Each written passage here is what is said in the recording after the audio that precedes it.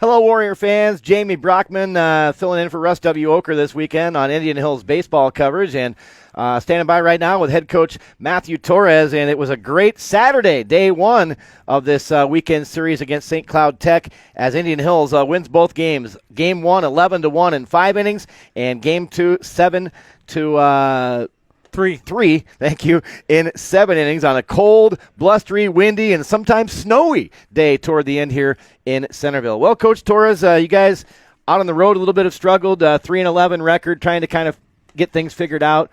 You come home here to Pat Daugherty Field, and obviously this is where you like to be, whether it's 90 degrees or 30. You guys came to play this weekend. Yeah, we played hard. We did some good things. I mean, you probably as a coach kind of forget like what the toll of the road is for the kids. You get on the road and you're on the road for a month and go somewhere, come back home, go somewhere, come back home, and it is grinding for them. So hopefully that was something to do with what was going on early. But, they came out and they showed some emotion. They did some quality things that we haven't been doing. We got some 2-out hits. We minimized the strikeouts.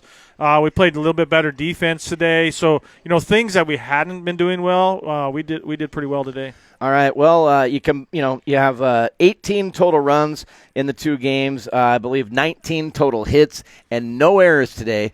And you got great pitching from your 2 starting pitchers today. Game 1, Hubner was on par. Yeah, he's a really good talent. You know what I mean? So it's good. He went in there and for the most part just shoved a fastball up there and did a really good job and gave us some innings. We're moving a game up to Monday, so we got five games in 3 days. So we needed some length today out of our starters, and we got some. So that was really good for us. Yeah, Kai Chang got the win in Game 2.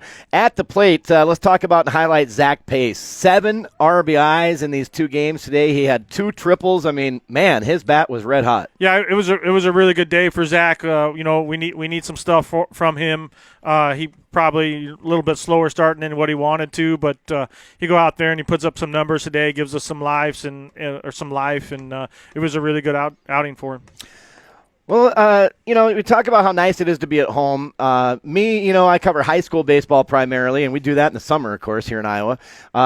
What is it like to be out there on the field in conditions like this today? The windy, blustery conditions. We had some snow flurries there toward the end. I mean, well, I told my assistant, Hunter McCown, he's actually from Florida, I said, hey, the middle of the week was the anomaly this time of year. This is the norm. So, you know what I mean? Like, you get some nice days and you get some, some cold days, and, you just kind of roll with it. And, even in the South, you play the South, on a Friday night, it can get cold. So everybody wants to play down there, but like Division I baseball play on a Friday night, it can get a little chilly down there. Yeah, absolutely.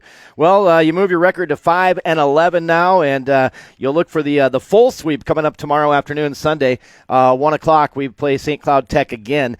I guess. You mentioned a lot of the highlights today. What are your major takeaways, and where do you feel this team is at now? We're still early in the season, obviously, so where do you feel you're at? Well, I felt a little bit better about us today. Like, we've been just trying to stack some days, work on some deficiencies and, really buying into, our identity, the things that we do well. One of the things that I didn't touch on is we hadn't been able to, get our running game going and do some things that, that traditionally we do around here, but it's kind of hard to do when you're not getting on base, and we got on base today, and we put some pressure on them, and you could, pitchers start to feel that every once in a while.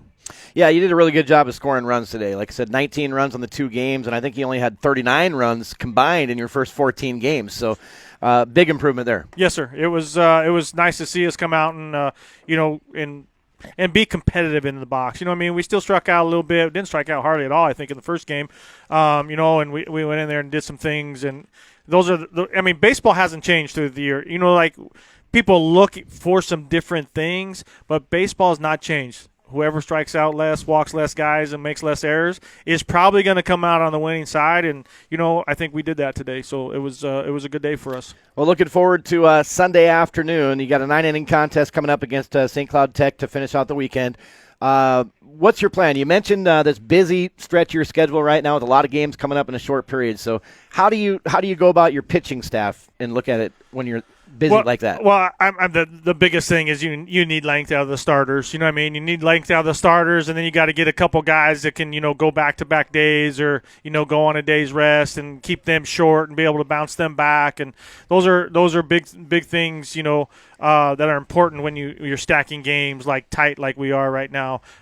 So, length from your starters and then the bullpen just being able to bounce and, hopefully you can keep them. When you get length from the starters, then you can keep the bullpen short, and then they can bounce and, give you some more maybe tomorrow again. All right. Well, Coach Torres, good start to the weekend. Congratulations on 2 big W's today, and let's go get another one tomorrow. All right. Thanks for being here. You Appreciate bet. it. Thank that you. is Coach Matthew Torres joining us here for some post-game chat as the Warriors take 2 today from St. Cloud Tech, 11-1 in 5 innings and 7-3 in 7 innings in the nightcap. For Go Hills TV, I'm Jamie Brockman.